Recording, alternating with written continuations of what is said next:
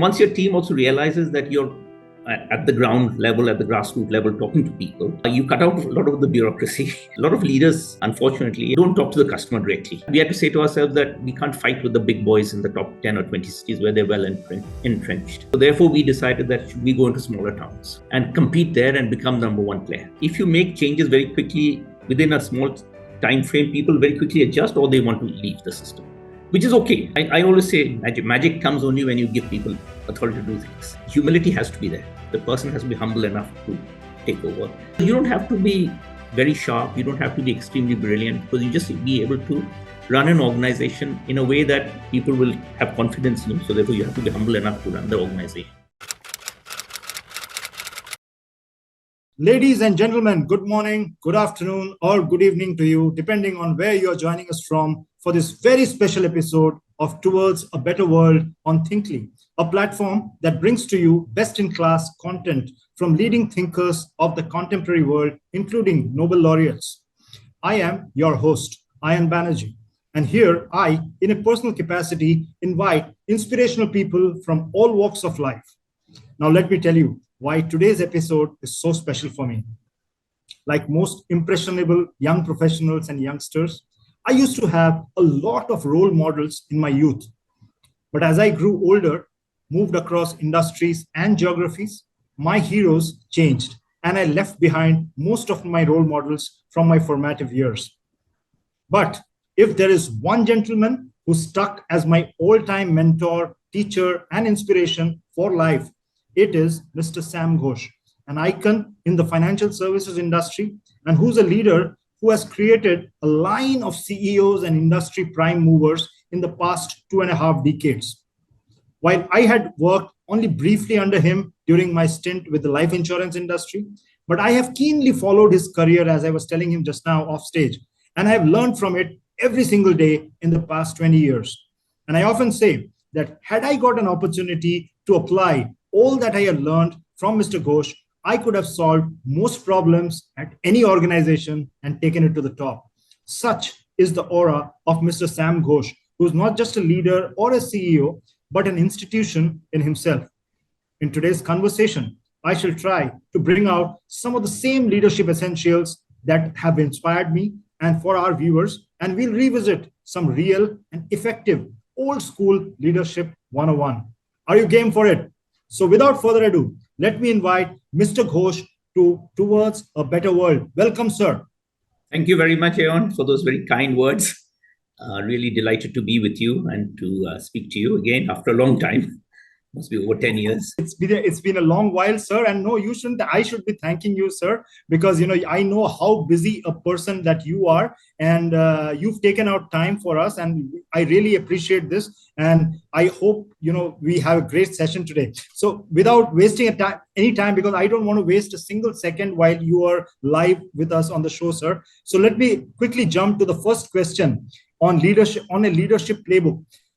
So, sir, as a student of business leaders, especially Asian and Indian business leaders, what I've observed is that there are leaders who thrive in multinationals, and then there are ones who thrive in Indian organizations or Chinese or Japanese organizations. So your career has smashed this stereotype completely, given that you started your career with the German giant Allianz AG, and you went ahead and you had a huge growth path within Allianz, and then you went ahead and created hugely successful Indian organizations like Bajaj Allianz, Reliance Capital, and Bharti Financial Services before embarking on your own entrepreneurship journey. Your resume is also an exemplary study of driving very, very successful collaborations, whether it was the JV with Bajaj Auto that you signed for Allianz, and which eventually led to the company called Bajaj Allianz Life and General, and which went to the top of the heap. And later with Nippon Life when you were at Reliance. And now, of course, what you have achieved with your own company, with the JV of Cosmia, with Oro Wealth,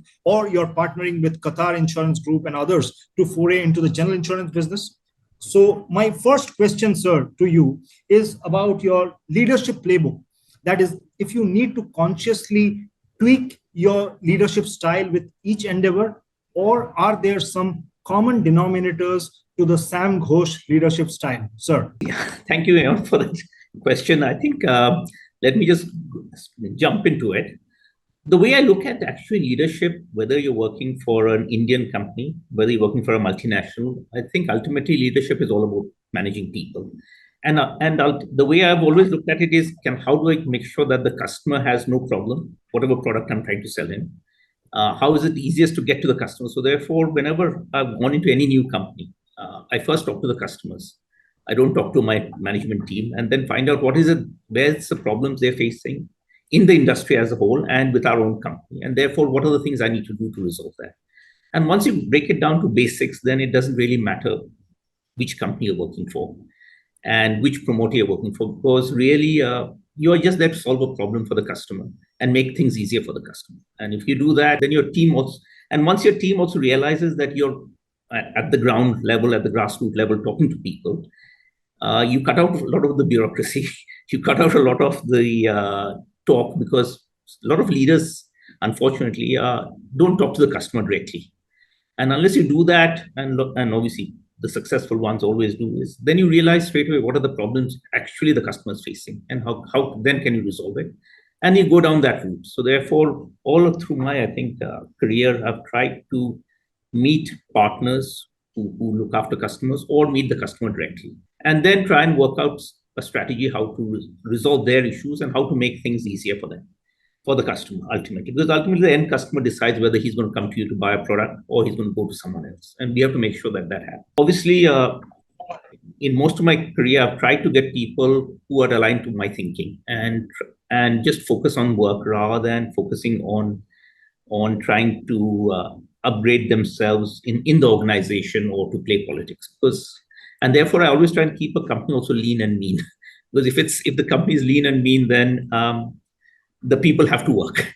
Basically, they don't have time to do anything else. So those are a few of the simple things in life that you have to follow. And ultimately, if you can satisfy what the customer wants, the whole organization moves forward. And a lot of people also in the organization then follow the same process. The other thing I think, as a leader, you have to also make sure that you do not create too much of a large bureaucratic company. Keep it very lean and mean. Therefore, hence, you have very, very few layers in the company, from the CEO down to the person who's managing the customer. Because that also helps significantly in terms of servicing the customer better, putting all processes in place, and as well as people are very much focused then. And one other thing which always as a leader you need to do is make sure the accountability is there. Therefore, each employee must have very clear accountable goals. And we've always tried in the past also, and even now, that you give people very few goals to achieve. And whether you give him 4 or 5 goals, and those goals are very clearly articulated to that person. And that person knows that he has to live on that only. And then again, that also brings about a lot of, so therefore you pass the onus obviously from being the CEO to all your team members, and therefore they manage their own organizations, and they themselves become leaders. Because ultimately, if they're managing their own fate and they're managing their own customer base, then you know that they can manage anything you ask them to do. And I think the other area which we need to think about is, I always think about is, when you bring people in, you give them total responsibility. You don't need to look over their shoulder in terms of what they're doing. Because again, if we give them total accountability and responsibility, people tend to always do well. Obviously, there's some people you come across in life who don't, but majority, 80 to 90% of people feel empowered, and therefore they can work hard. So those are a few of the things that we have tried to do. And hence, whether I work for Allianz, it came to the same thing. It's an organization. Whether you work for Reliance, it's an organization. You're managing people. And whether work for Bharti or for myself, it comes back to the same thing. That how do I manage people? How do I make sure that we get the best product to the customer ultimately, and at the easiest way? That's really so well summarized, sir, and that kind of completely validates the summary I have for you, and I've written about you quite a lot. So, what you said, there were a lot of things here, but the biggest 2 takeaways for leaders is what Sam said just now. Was the number one was put customer first. And Sam, I just started. I had a recent conversation with an ex-chairman of GE, and he said exactly the same thing, that you start from the outside and then you come inside. So you start from the customer. And that is what 99% of leaders are getting wrong these days. They start inside and they're so internally focused, and that's what wrecks organization. And the second thing, and I have been a witness about it during your leadership stint when I worked under you, about the people part of it and empowering people and giving them responsibilities and accountability. Because I always feel that accountability is taken. People need to take accountability. The entire organization made each branch a profit center, and each of the branch managers were like mini CEOs under you. And each of them, and that's what probably led to the explosive growth of Bajaj Allianz when they were under you. So that brings me to a very emotional topic, sir, and I want to move on to turnarounds, because that's a very, very subject close to my heart. So as someone who has studied turnaround in organizations across various industries, the greatest turnaround, and I'm not saying this because I am talking to you on the show, and I mean it, sir, the bottom to the top of the pile in a few quarters, completely transforming the organization from a struggling headquarter-led bureaucracy to a roaring and decentralized meritocracy. And, I still remember that headline in December 2005, I guess, where the headline read that Bajaj Allianz pips ICICI Prudential in new business premium. And you won't know, sir, how emotionally uplifting that was for all of us who were working under you and who had been part of that journey, that we were languishing at the bottom of a pile, and now we had actually beaten a formidable market leader like ICICI Pru, and within a few quarters. And so it was like unbelievable for us. But unlike most turnarounds, what stands out for me in that as a business case were three things. Number one, you cleaned the system, weeded out non-performers, you simultaneously groomed talent to deliver in real time, which generally doesn't happen because, there are people who can actually turn around businesses, but they do it in series. So they'll say that they'll need a chunk of time to weed out non-performers or clean the system. Then they will say they'll need a particular time for getting talent in the system. Then they will need a time to kick off new business. But you did all of that simultaneously in real time in a few quarters, and you delivered numbers. Number two, you superbly manage internal and external perceptions about the organization. Because it is not so easy to change the mindset and the mojo of a team which is at the bottom of an industry, and to make them world beaters, world champions. So you did that. And externally, because life insurance in the early 2000s was a very perception driven and a sensitive industry where you created that perception about Bajaj Allianz that this is a company which is stable, which is reliable, which is trustworthy, and you guys need to come and invest, and not just with the consumers, but also with investors. So you created an external perception, so solid perception that you created, that helped us. And number three, which is probably the most important takeaway from your Bajaj Allianz turnaround for me, was that you created an organization that not just reached the top, but it also lasted at the top, because it was not one of those fake turnarounds that we see everywhere these days. Every leader says that I have turned around such a business, and then it flounders after a few quarters. But with Bajaj Allianz, it stayed at the top.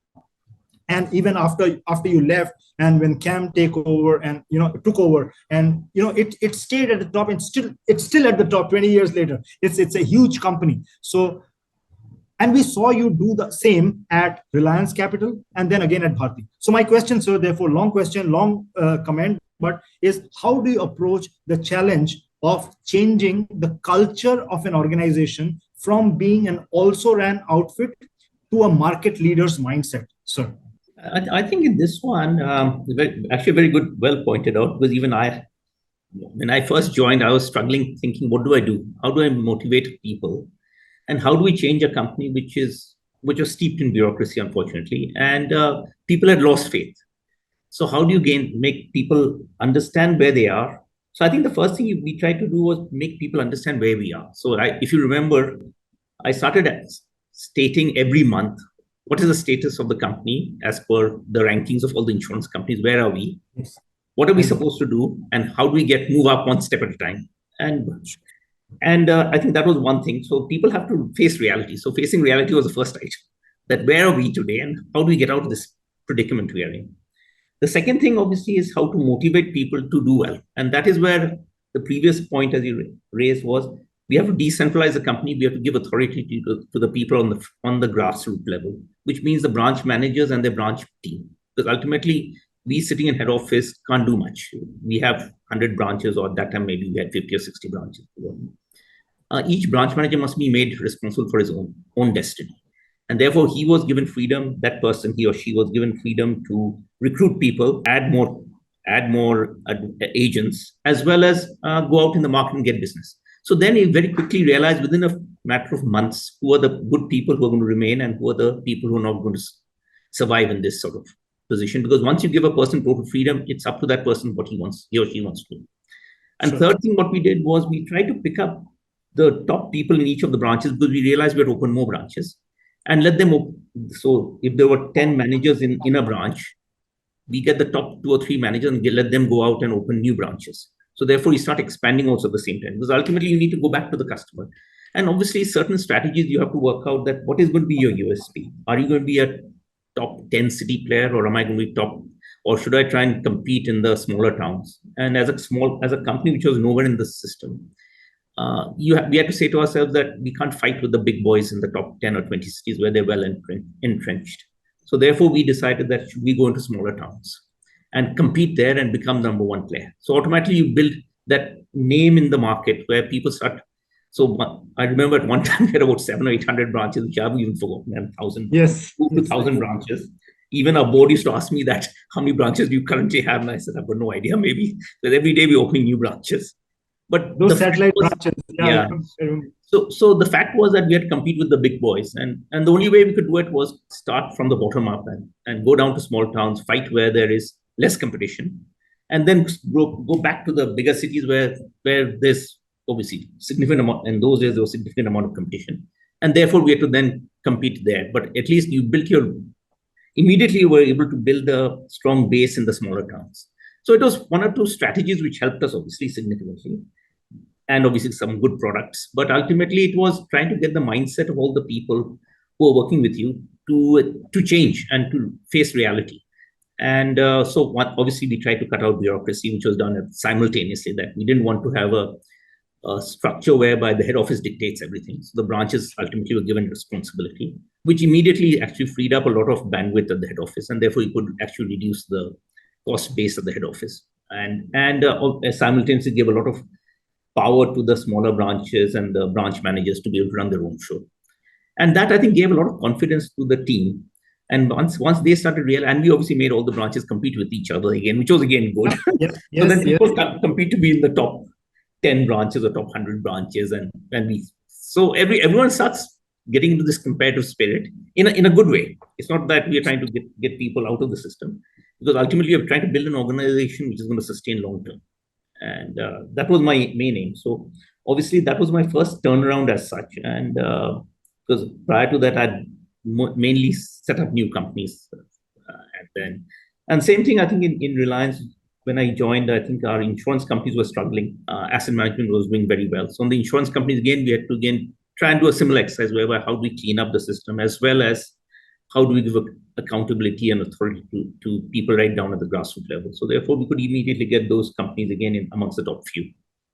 So it's actually a game of you have to do all these things simultaneously. I always believe you can't do it one after the other, because then you actually lose the plot, or it takes you too much time. But if you make changes very quickly within a small time frame, people very quickly adjust, or they want to leave the system, which is okay, because if you are not comfortable with way things are going, you might as well move on and do something else with life, because there's always opportunity in life to do other things. So yeah, it was a challenging time, but I think the team rallied around, and actually what was amazing is I found some great people. Like some of the branch managers who I thought would never succeed, well, did really, really well. And some junior people who were actually not even branch managers, who were sales managers, became very good branch managers and top-end people. So I think trusting people, giving them confidence, giving them authority, makes things work. I always say magic comes only when you give people authority to do things. If you're going to try and control everything, then that doesn't happen. And then you build a sustainable organization because people are there who want to work long term. So wonderfully said, sir. And you took me down a walk down memory lane. I remembered all those. I could join all the dots back. And I of course, we'll talk about in a subsequent question the leaders that you brought up. And you spoke of two very important things. One was build, of course, sustainability of an organization. The second was, which you said was that you need to bring a product which needs to be a market shaker. And in your case, it was in Allianz, it was that single premium product, which kind of completely, change the market. And thirdly, when people were just barely starting to take notice of your style, you started opening this standalone satellite branches with rented furniture and very, very frugal outfits, and which kind of stopped. They were not even competing with ICICI or Kotak or others. They were actually beating LIC in those small centers. So that completely, and by the time people realized, we were miles ahead of competition. And you mentioned, sales managers bringing up talent, and I really remember some of the exceptional talent I don't know how you spotted it in such a small amount of time. I remember it's been a long time, but I remember there was a guy who was in Bombay. Bombay or Pune. His name was Sanjay Revalkar. Was. You remember him? So yes, he was a sales manager, and you made him a branch manager, and then that branch was Marine Lines, which was competing with some of the toughest competition in the industry. And this boy, he comes in and he had a terrible team, and in the first few months, he went and fetched all the HNI business himself. And he got the branch to a certain level, and then he started his leadership. So, I really admire your knack for spotting leaders, and it was amazing, sir. And that was such a great summary of your turnaround story. And we've seen it, and people on the show who have watched Mr. Ghosh in his journey, it, and others can read him up. It's been incredible. It's like a book. And so, sir, moving on. So yeah, I want to get into more personal details, a little bit of personal details now. On a Leadership Essential podcast, it's the clock versus compass discussion, sir. So anybody who knows you knows that you are an extremely hardworking person, because whenever I observe you, your mind seems to be on something and then the next thing. So I still remember those handwritten to-do lists that you would carry and strike out when you were traveling in a car, etc. And then you had a planner on your Nokia communicator those days, those prehistoric days of mobile phones, this Nokia. So and we would really observe you and try to learn from you, sir. So my question is around the clock versus compass thing, that how do you approach your days in terms of time management? And how much of I'm sure somebody at your level does a lot of prioritization. So how much of your prioritization pre-scheduled as in by the day, by the week, what is the time chunks that you pre-schedule? And how much is instinctive as per the demand of the situation? And the second part of the question is, given that the monumental amount of things that you do in a day, you compress in a day, how do you hit your work-life balance, given that it takes for so much of physical and mental energy to do all that you do in a day? So that's more of a personal question, sir. No, I think we have to bring you back to earth, because I don't do much, actually. What I try and do, this is where you have to just focus on 5 or 6 key priorities. So at the beginning of the week, I just ask myself, what are the 5 or 6 things I have to do this week? And what are those 5? There might be 20 things on my list, but ultimately it's 5 or 6 items which you have to focus on, and try and get those resolved during the next week. So beginning of the week, on Sunday, every Sunday I just sit down and just jot down the 5 or 6 things I need to do. Because there's routine stuff. And also when I look at any business, I just say to myself, I have to spend, in every week, I need to spend at least 30% of my time with the customer. So whether I run my own company or not, I'll spend 30% of my time on customers. I try and spend 30 to 40% on planning what we should do as a company. So that's another 30% gone. And 30% is on routine matters, which is like day-to-day stuff, talking to people, talking to your team. Because the way I always operate is that once we have agreed on what is the role of the management team, I let them run it. Unless there's a problem, then they come to me or I go to them. Because otherwise, I feel that I'm intruding on their time. Let the people focus on their own work. So even now, we have our own companies and we have CEOs there. So I just say to myself, if I go and interfere in what he's doing, then he won't have time to focus on his own work. So let him do what he's doing. If I feel there's a problem, then only will I call him up and say, okay, look, I feel we need to improve here or there. And that I get to know from the market always, from the customer, what the customer feels about us. So ultimately it's and I feel always leadership is about managing few things, but managing those few things well. You don't have to manage everything. The rest of the stuff can always go.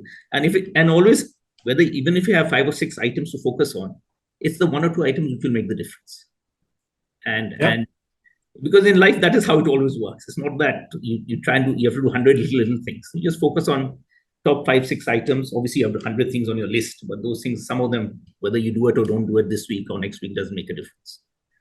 And so that is one. Obviously, this work-life balance is an issue, which I have never been very successful with. And I used to always say there's no work-life balance if you're working, but obviously a lot of people need that. And how many hours in a day do you work, sir, if I may ask you? It's a personal question. I actually see this again a myth. I'll always work only maybe 10, 12 hours, no more than that. And people think I put in more than that effort. No, because I always feel that you have to sleep well, you have to eat properly, and you have to have family time a bit. Otherwise, you'll be totally fatigued. So therefore, I always make sure that, and also you need some leave. You need to go away for at least in a year 2 to 3 times, whether it's 1 week, 2 weeks, whether you go to Goa in the case of India, or whether you go overseas. That's up to the person concerned. But you need time off. But the reality is that as a leader, do we need to put in 24 hours? And if you're putting in 24 hours, then what is it that your team does?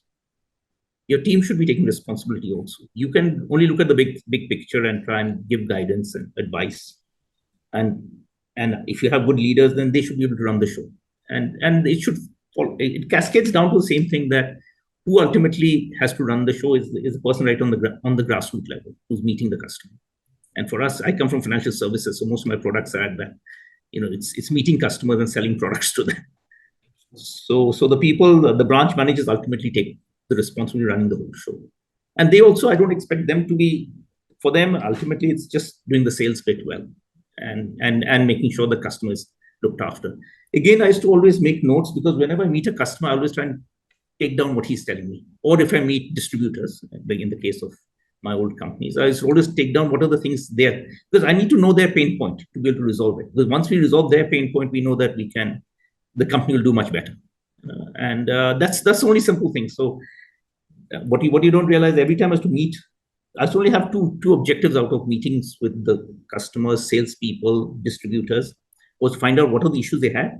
And we have to fix those issues. So next time I go to another branch or meet another set of customers, I don't have the same issues being raised. So it's a very straightforward thing I try and do. And I know people think managing people is very complex, but it's actually very straightforward ultimately. And then you rely on your team. Sorry, go ahead. Yes, sir. Yeah, so that's no, sorry, you were saying something. I answer that question. Reliability. Sorry? You were saying something on reliability, sir. No, and basically, see, if you're relying on people, then you have to give them, you have to be totally, I always say that there's no half-hearted way of saying that I trust you or don't trust you. I fully trust. Unless the person is obviously does something, then you say to yourself, okay, I can't trust this person, therefore I cannot go forward with it. But otherwise, you give full trust and full authority to people to be able to do their jobs. How wonderfully you simplified such it's your playbook is not so simple, but it's you simplify it and you make it sound like anybody can do it. There was so many leaders that came up during, and I have seen him in only the Allianz leg of it. I haven't seen the Reliance part of it, but many of your team members in Allianz followed you into Reliance, and they did very well there. Malaida, Amit, etc. So Manoranjan and they are still in touch. So they are like huge fans, and you have a stature, sir, not just of a CEO. It's like a rock star stature, which they have about you. So you completely walk the talk, sir. And you mentioned that again, voice of customer is extremely important at a leadership level, because you start from the voice of customer, because if you don't get that right, you're not going to get anything else right. So that's the biggest takeaway from this answer, sir. And thank you for the answer, sir. So now, so moving on, so to the next component of leadership, which is succession planning and legacy. So I remember a conversation I had with you in 2004.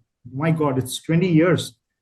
When you mentioned that you will soon be making way for your successor. And even back then, while I think you were just 40 at that time, probably, and despite being such a celebrated CEO in the Indian space, you were a believer already in creating new leaders and leaving a legacy. And sure enough, we have seen so many other leaders. I mentioned Malaida, I mentioned Amit, I mentioned Manoranjan, etc. So many leaders you brought up in the industry ranks, each of who left a big mark of their own. And yet we see a trace of you in their styles, a subtle trace of you in their styles. So that's a great thing for a leader. So my question, sir, to you is, how do you zero in on your next goal or your next assignment? And how do you decide when to move on? The when question is important, because we see many leaders make a bad job, do a bad job on the timing. They stay too long at a place. You never did that. And also the second part of the question is, as someone who's making leadership hiring decisions all the time, almost every day, what are the top 3 things that you look for in your successor? Okay, so I think this moving on is actually very important, the way I look at it, because I personally feel, okay, and this is a bit selfish bit where I say to myself is that I need to go to an organization or run a company, and after 4 or 5 years, I should be able to build enough credibility and build a real person who can take over from me. The reason for that is I always say that if you're going to stay, now this is a personal thing. A lot of people want to stay on and continue running an organization. I'm not that sort of person, but I feel that in life you have to have a lot of experiences and I had a operation, a fairly major surgery of brain tumor operation whilst I was in Bajaj actually. I realized that in life that and after that I'd asked myself that do I want to end the day, my life only knowing insurance? And I said, no, I don't want to. I want to learn other things in life also. So therefore, I said to myself that, okay, then I should give up insurance after a few years and do other things in financial services, and then maybe move to learn other things. So therefore, life is all about experiences, and you have to have multiple experiences in life. And that's why I never wanted that I want to stick to being CEO of one company or staying in that job forever. It's better I build a great leader after me. Obviously, I want to build a legacy so people remember me by, and then I hand over that company to the next person, and that person should be able to continue and take it forward. And 2, 3 things I used to always observe in people is humility has to be there. The person has to be humble enough to take over, because ultimately you're listening to what the customer is saying, and therefore you have to be humble enough to accept that that person knows more than you. If you don't know that, that's very difficult. Second thing is you must always be able to delegate, because unless you can delegate, you cannot be a leader of a big organization. So those are 2, 3 main, well, obviously integrity, etc. always goes, but these are 2 key things that distinguish, because you don't have to be very sharp, you don't have to be extremely brilliant, because you just be able to run an organization in a way that people will have confidence in you. So therefore, you have to be humble enough to run the organization. And the fact that you can delegate to your people to let them run it, because ultimately you'll have leaders at every nook and corner of your organization, be it in operations, be it in sales, be it in marketing, wherever you are. So each person runs his own job, but the leader must realize that, yes, he's there, he must help build that organization, and that organization must last after him also, or him or her. So that was my main way of running it. And that's why I wanted to always learn new things in life and move on and do things differently. A lot of people feel comfortable doing the same thing, and that's their choice, that they want to run an organization for 20 years or 30 years. I'm not that sort of person. No, completely, sir. I totally agree. And, you are, in my opening remark, I said that, you are someone, I have kind of grown out of all my youthful role models except you, because you are someone who has stayed relevant over the times. And every time we think that you have plateaued and you have kind of reached where you have to reach, you change the game. And that's, that's what shows your learning mindset. And you do audacious things. I mean, like you, and for the viewers, you probably, I don't know if you follow him, of course. Then Mr. Ghosh, he was leading Reliance Capital. He left Reliance Capital, and when Reliance Capital was up for an auction, he bid for Reliance Capital. His company bid to buy out Reliance Capital. So these are the audacious moves that make me such a big fan of his. And the second thing, sir, I'll say this before I move to the next question, which is a very, very important personal thing, personal learning for me. And I have mentioned this in my book in 2021. I had a chapter about you. I mentioned 8 takeaways of leadership from your style. And the last one was extremely personal. And it was about your surgery, sir. Because I remember in 2005, you had the surgery. Yes, four or five. I think. 4N, yeah, 4N, yeah. So for the viewers, we were just at the peak of a turnaround, and we had reached the top, and under such an inspirational leader. And then Mr. Ghosh was detected with a brain tumor, and when he was in the hospital, and this is the important part, he went into surgery with his BlackBerry in hand, and till the time he gave into anesthesia, and by the time he came out of anesthesia, he was furiously working. Personally, and so this is a very personal statement and admission of mine. And when I was outside the hospital, Neeraj, I don't know if you remember Neeraj. Neeraj was your operations leader. Neeraj mentioned to me that, Ayon, Sam is not just our CEO; he is a very brave man. And anybody with the prospect of a brain tumor will not even think of work. And this gentleman was working. And no wonder even God's throne mess up with people, such brave people, and his brain tumor was benign. And he came out of it. And till today, sir, you won't believe it. I tell you, and it's an honest confession, whenever I get cornered by fear of any sort, professional fear, personal fears, that visual of yours, I hadn't seen you in the hospital, inside the hospital, but that visual of yours inside a hospital room with a brain tumor surgery and a BlackBerry in hand, that kind of perks me up. It says that, I can do better. So thank you, sir. I think it's to take your mind off things. Because otherwise it's not so easy. Wallow in self-pity. It's not so easy, sir. It's not so easy, and it takes superhuman effort by you, and that's leadership again, because it's not just what you do at work, how you conduct yourself when a personal crisis hits you, and how you kind of, like sir said, how you reinvent your thinking and your philosophy in life after one such incident. So thank you, sir. Thanks. That's a great answer. So, sir, I will of course not let you go, and there are so many questions and comments coming in. I won't let you go before I talk about books. But before we talk on books, I want to know about Cosmia, sir, because this is an organization you founded, and today because I am out of touch with the financial services space. I want to know from you, who is a doyen in the space, what is the future of financial services in India, especially given the advent of digitalization and AI and all that stuff, and what is the role that someone like you and Cosmia is going to play in that? Okay, so I think when I thought of setting up a new organization by ourselves, and I had a few friends, and we were just sitting and talking, we said, see, you cannot run financial services the way financial services have been run in India in the past. So it has to be, and this learning came from working with agents, life insurance agents, where they used to go to a customer's house and they try and sell a product, and you know about this and how your agents used to work. And they'd go and meet the customer and come back. Either they sold a product or they wasted 2 hours. And most of the time they wasted 2 hours or 3 hours of their time. So I said that, okay, if an agent is going to a customer, how do I motivate him to sell more than one product? So therefore, at least he can have a suite of products in his hands. However, in those days, technology wasn't there. On an app, I can give him all financial products.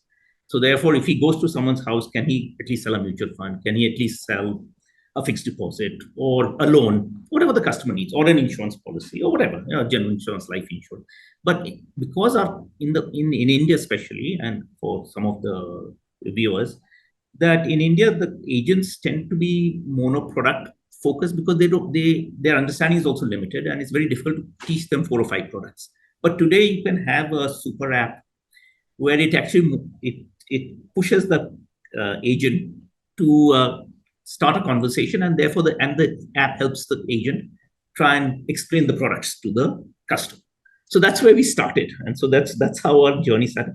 And we said that this is a wealth product basically, and it's a wellness product because it's a financial wellness product. And then we said that why not have also physical wellness built into it, because obviously a customer, to keep him happy, we need to give him both physical as well as financial wellness. And that's why our super app is a financial wellness app, which we actually white label and give it to others. But it's actually a B2B type product whereby we have all the products on it, be it pharmaceuticals, be it drugs, be it diagnostic products, be it hospital requirements, be it nutraceuticals, be it alternate medicine. All that's in that one app. And therefore, when an agent goes along, he talks to the customer, finds out what is the customer's requirements. Again, you go back to basics. So the customer may not want to buy a life insurance policy. He may need a loan today, or he's got some health crisis. How do you solve that? Or you want to just make sure the customer is in a better frame of keeps himself physically well. So therefore, can we give him some wellness type products, alternate medicines, which will keep him physically active as well as keep him or her in good health, basically. So therefore, we said that let's come out with a product which will be all encompassing, whether be it for physical wellness as well as financial wellness. And that is our super app, and that is what is actually in Cosmea. Now we obviously backward integrated. So to be able to do this, we needed a broking. So we have our own broking company, for instance, where customers can trade stocks. We have applied for a mutual fund. We have our own PMS, AIF. So therefore, for a mutual fund, if they want to buy our mutual funds, they can buy it. But it's not necessary that they have to only buy our products. Okay, and then we have an advisory license whereby we can give advice to a slightly, if it's not a retail customer, maybe one level up customers. And then obviously all health products are there, and we have distributors who sell these. So it's a B2B type structure whereby other than some, and of course we applied for an insurance license because it's close to my heart. So we said we must have an insurance company in the system, whereby it's not that we want to sell only our insurance products, our general or motor or health products, but anyone's products. So the app has multiple insurance companies' products, and it's up to the customer to decide which company's products they want. So that is our Cosmea, which is actually we have companies under the Taurus name, and we have multiple companies now, about 14 companies. All operate separately. So that is a bit about what a wonderful vision. I mean, I think that's what I think the viewers would understand, that it has moved with the times, sir. And the way you mentioned that it is so democratic that you let the customer decide what they want, and it is entire choice lies with the customer. And this is probably missing in many large organizations these days, because to use a very crude phrase, I use it, kasht se maar. People do it. Whenever you are a large organization, you try to lock customers in with IP muscle, with long-term agreements, etc. And then customer is trapped, and they feel that they can't breathe.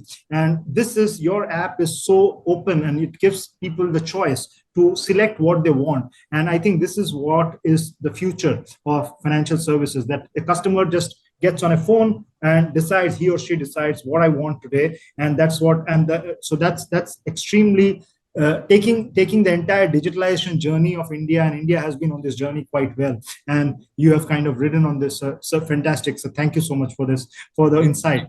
And so now, and sir, when is your insurance license expected? I mean, you have applied for we have applied for a general insurance license, and we think that next few months it should be through. Let's see, next 3-4 months. So we've got Qatar, as you mentioned, I think Qatar Insurance Company and a few others. So we said it's not just us. We should have a bank. We should have an international insurance company, and we have some distributors also who are shareholders. So it's 5 or 6. Do you still have any relationship with Nippon? Yes, very much so. Okay. They're dear friends of mine still. Most of the Nippon senior people there, and so they're also waiting for this process to be over for the Reliance Nippon Life. So let's see how. Fantastic. Yeah. So people who probably didn't follow the news, I mean, Nippon Insurance and Reliance JV and Nippon's capital infusion into this JV was one of the biggest news of the industry in that year. And the gentleman here was instrumental. He got the whole thing done. So and you were part of the board of Reliance, I think. And just an inside scoop, sir, if I may share with the viewers, that Mr. Ghosh is not just responsible for mentoring corporate professionals like us.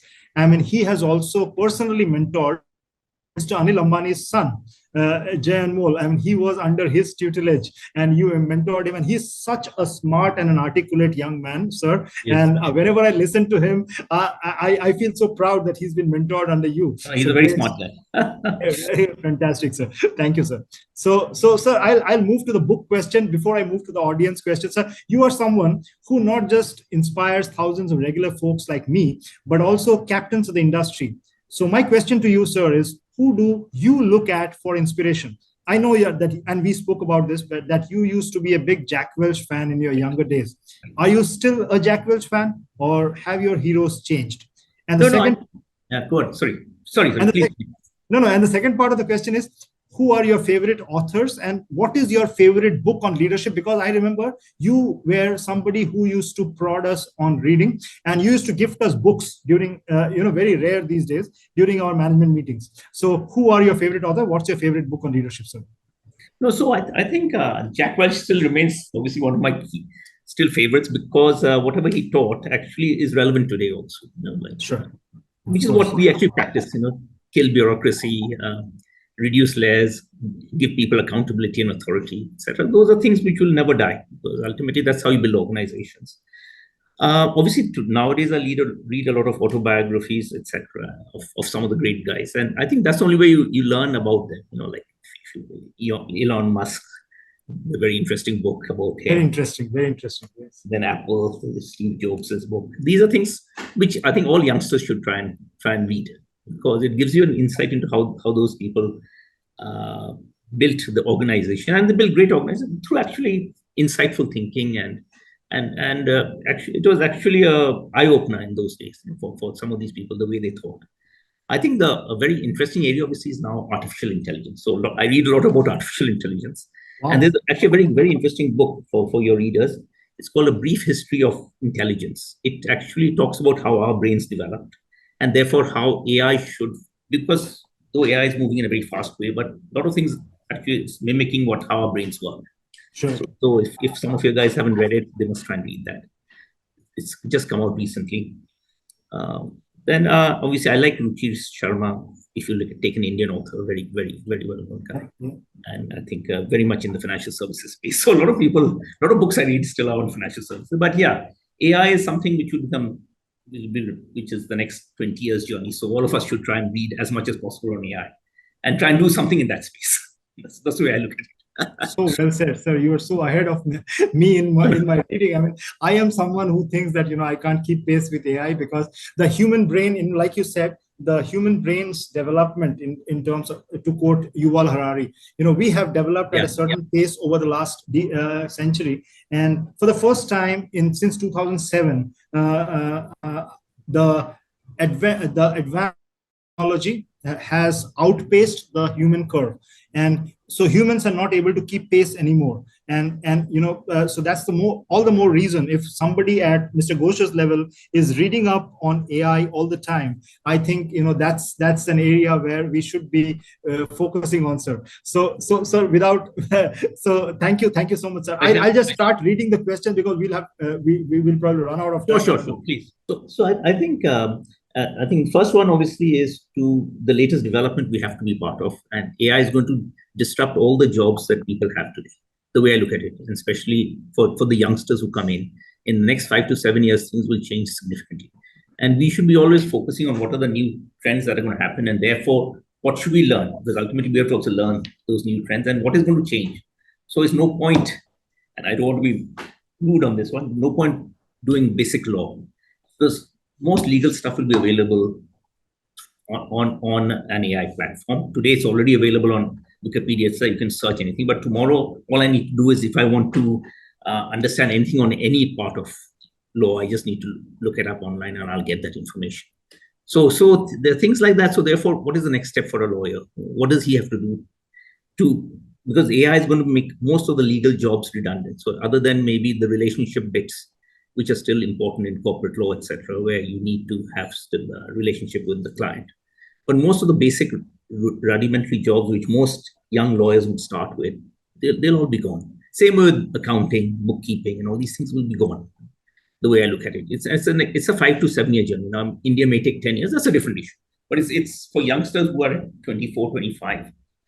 Next 50 years, this thing will change. And so I think we have to just be, we have to learn new things, always new stuff, what's coming up, and try and be ahead of the curve a bit to try and understand what's going to happen next, and should I learn about that area. So therefore get some experience in that front. So India's done very well if you look at it in terms of the tech area. And obviously a lot of Indian companies now, TCS very much so, is talking a lot about AI, and they're trying to develop a whole team there, and they're trying to grow that. But there will be global companies which obviously are far ahead of us. You can see some youngsters coming along with their new companies, and they'll change everything we do, from whatever work we're today doing. So I think so that's why even the app which I was talking about, what is it? It's actually a robo advisory app. So it's you're getting, ultimately you need an advisor to take it to the customer and explain a bit, and the customer feels comfortable buying your product. But ultimately, the customer will buy it himself. So financial services and all will be available online for customers. It's just that someone needs to educate them a bit. So therefore, they need some human interaction at some point. So these are the big changes. I think this is the big change that's going to come. So we have to all be prepared for it. And we have to change accordingly. So even at my age, I have to learn new things, new tools and new ways of doing things. Of course, a great insight, sir. And thanks for that. I think, we all know this, and we are probably a little bit in denial about it. But I think earlier we make peace with that. That's good. So, Hiral is asking you that, in your opinion, sir, which are the top three, you mentioned TCS just now, which are the top three Indian companies whose culture and vision and mission you really like? Okay, so I think obviously TCS is the juggernaut, but you look at Infosys has changed a lot in the last few years. And I think it's going to still do very well. I think the other ones, which Tech Mahindra obviously is coming out of the places they were in, and Wipro. Sure. So this Mindtree guys, they have been doing very well. Subrata has been doing very well, I think, and he's moved the company a long way. But I think there'll be some new companies which will come in, which will be unheard of, I'd say. And there's a lot of small guys who are now developing a lot of things. And they are the guys who would outpace everything. So these big boys will always remain big. And they have to adapt to change. But there will be small guys coming in with new products and new ways of doing things, especially on the AI space. They'll change the world. And India will be, it is already a forefront in the tech space. But India will be, I'd say, after US, India will be the next big player across in the AI space. So that's why there's so many companies in Bangalore, etc., and across India, not just Bangalore. I'd say Hyderabad also, which has a huge number of companies which are coming up with youngsters there.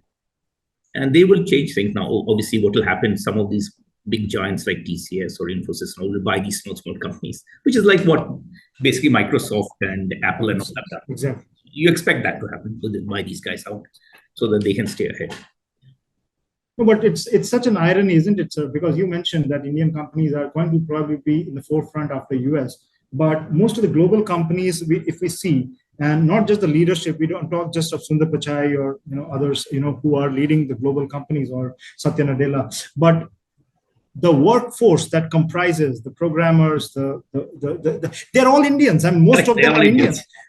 So it's such an irony that we and for the viewers, if you don't know, I mean, I didn't mention, because Mr. Ghosh is such a celebrated leader, so I didn't feel the need to introduce him formally. But he is somebody who has studied in England. He is an engineer and a chartered accountant from England, and then he spent his initial career in Australia. He's an Australian citizen, and despite all that, he's somebody who is adding into the Indian economy and creating Indian economy organization inside the Indian. So we need more like you, sir, who need to come back, and Swadesh moment, I call it. People need to come back and create more for India. So thanks for that, sir. So the next question is coming from Nisha. Hello, Sam, sir. Was there a time in your life when you were struggling in your career, and what was that, and what did you learn from that experience? I don't think you have struggled ever. No, no. All of us struggle in life, I'd say. So actually, I'll tell you, when I was doing I'm a chartered accountant, as I think you mentioned. Okay, I first finished engineering, and then I went and started working for a company called Metal Box. Nowadays, you youngsters, none of the youngsters will ever have heard of this company. They used to make these cans, etc., and these tins. So when I started working there, I realized that this is just not for me. It's just working behind a machine. And it wasn't a struggle. It was just something that dawned on me. And I said, what the hell am I supposed to do with my life? So always you have to ask yourself that, okay, if I don't like this, am I going to stick with it? Some people say, yeah, stick with it. And like your parents tell you, no, you're an engineer, you must continue doing this. And I said, no, I must do something new. And then I started looking for something better. And then one of my friends said, why not do CA? It's quite a global career. You go into new companies and different companies in different fields, and therefore you learn a lot more. So that's how I did CA. So CA was actually not something I had planned on doing, and I just did CA. And I realized that, yes, when you go into multiple companies, you learn a lot. So you go to each company auditing. Besides auditing them, you just get to know people and you get to understand the business. And then I realized that doing audit is really boring because after you do one audit, it's all the same. So then again, you got to ask yourself, it's actually I always say it's a challenge, because you got to ask yourself, what do I do next? Because, okay, you've done audit for 3 years of your life. What next? It's the same thing. You go to different companies, you do the same job. And that's why you got to always readapt. I think so. So struggle is to readapt. As soon as you ask yourself, what am I doing here? Am I wasting my time? Wow. So yeah, basically, the takeaway is that, Nisha, to your question is that the struggle is when you get caught up in a status quo and you keep doing the same thing again and again. You need to keep reinventing. And Mr. Ghosh, as he said, even after such at the helm of such a successful and iconic career, he's still learning and he's still trying new things, and that's what eliminates your struggle, whatever the struggle is. So Zishan is asking you, what are the key qualities you believe, sir, contributed most to your success as a business leader? I think two things. I think you have to be humble and you have to be willing to learn in life, because if you're not willing to learn, because otherwise because life changes every day, and you have to always be willing to listen to other people and learn from them. And the third thing is obviously trusting others, because I think a lot of people don't trust people. And so it's very, very basic things in life, because you have to earn other people's trust and you have to trust other people. So that's how you build up organizations. So that's critical. But humility, I think I always say, is above everything else, because to be able to understand your own limitations is more important than doing anything else. Great answer, sir. Because humility is something which many people say, but trust is my takeaway from this conversation, because not too many people talk of trust. And having seen you leading people, I have seen that you actually walk the talk when you trust people. You actually leave the entire thing on your teams, and that's why they feel so confident to take the owners. The buck stops at them. So that thing you've done. And so we are just up on time. Are you okay for 5 more minutes, or just 5? Yeah. Five minutes. So Aniket is asking you, what is the culture of innovation? I think you answered on innovation, but how do you stay updated, sir, with this is Rashi who is asking, with the latest technological advancements in your field? So you just mentioned that. Yes, I think the most important thing for all of us is that we have to read all the time. Yeah, and whatever's latest in your field, as well as across the market. It's not just learning a bit about financial services just because I come from financial services. You have to learn what's happening in the world and then try and see, okay, what do I need to learn from this? Because a lot of 99% of things we don't understand, but we know that there's one or two very mega trends which we have to follow. And let's try and understand that. And in this next 5 to 7 years, the mega trend is obviously AI.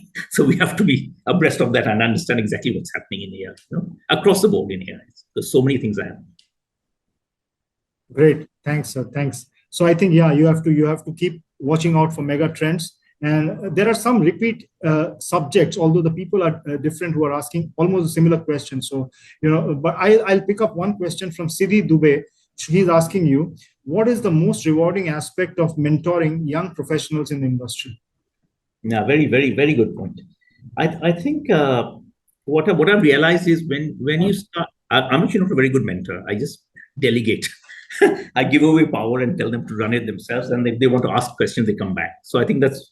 But I think important thing is once you delegate and once you help a person and that person grows, that's amazing because as you also mentioned, on the number of people I've been able to mentor and help them become CEOs. I think that is the biggest thing in life. That there are at one time there were 5 or 6 CEOs of the insurance industry who had worked for me. So you feel great that these guys have worked with me. Now today they're running big organizations themselves, and across the industry I've come across people like that, and that is I think the greatest. I think greatest joy out of all this is that you see people who do well and people you've known who are youngsters. Like I don't know whether you know Tapan Singhal from Reliance General. Yes, yes. He was a youngster who came to me and he was a small branch manager. Then we made him a bigger branch manager. He gave him a region. Then we gave him a zone. And today he runs Bajaj Allianz General, still the second largest insurance company. But it's amazing that he's got there and he's done that. No, and we've seen you, sir. There are so many names, although I am out of touch with the industry for some years, but I try to keep track. And there are so many names who have been groomed under you. And we see a trace of you, like I mentioned earlier, in each of them. So that's what I think, we mentioned Jack Welch, and Welch in many of his interviews, and you know that he said that his most rewarding thing was after he became CEO, was that so many CEOs of Fortune 100 organizations were all his proteges. Yes, so G was a leadership factory. So in my opinion, sir, in your industry, in the financial services space in India, people who have worked under you were in the leadership factory. So Jenny is saying, I think ICICI produced more leaders than I could. No, but in financial services. But we did manage to produce a number of leaders, to be fair. But they were more system driven. System driven, yes. And you created individual leaders, who really could make systems themselves. So, I think Jenny is saying, how do you identify, prioritize opportunities for innovation? I think we spoke on this. Vinita is saying, how do you approach decision making in times of a crisis? Okay, so I think the way I look at it, every day is a crisis. So we should be always calm and rational, and I think focus on the long term.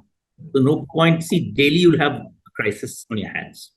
And if you're going to try and change, a lot of people try and do impulsive things at that point. You should just, if you think the course you've set is correct, you should just follow that. And you'll come across small bumps along the way. And you've got to ask yourself, is this bump a long-term trend or is it just a normal bump? If it's just a normal bump, just leave it, because it's going to happen. So there may be issues in a lot of companies you face. You may have an issue of bad press publicity about you, about your company, not about you personally. And then how do you handle it? Well, obviously you manage that fire at that point. But if you think the course you're following is still correct, you continue following that course. So I think each of these crises you have to just think through. Is it just a blip, or is it a real crisis, and therefore you change course? And then you change course accordingly. There's course correction required, you have to do that. Very well said, sir. So I think Deepa Joshi is asking, what role did digital transformation play in your strategy? I think you answered that, sir. At Bharti, she's asking, how did it impact customer engagement and operational efficiency? I think you answered that. Amitabha Goswami is saying, Ayon, I have heard so much about him from you on many occasions. Very inspiring speaker. Wonderful listening to him. My salute. Jimmy is again thanking you for your brilliant book history on intelligence series. Thanking you. So, sir, it goes on and on and on. So I don't think we'll have time. So, but sir, I really can't thank you enough for having taken time, because this is unlike a typical podcast which I do with other leaders. With you, it was personal because I have really learned so much from you, and I want to keep learning from you, sir. And I really admire your humility and your approachability, sir. And I really wish you keep making history so that we can keep learning. So that's all I can say, sir. Thank you so much, Anand, for calling me and inviting me for this. Really delighted to speak to you and to the people who are listening in. And just be in touch. And look forward to seeing you again soon. Thank you, sir. Thank you. Have a rest of the good rest of the day, sir. Thank you so much. Thank you so much. Same to you. All the best. Thank you, team. Thank you. Bye-bye. Take care.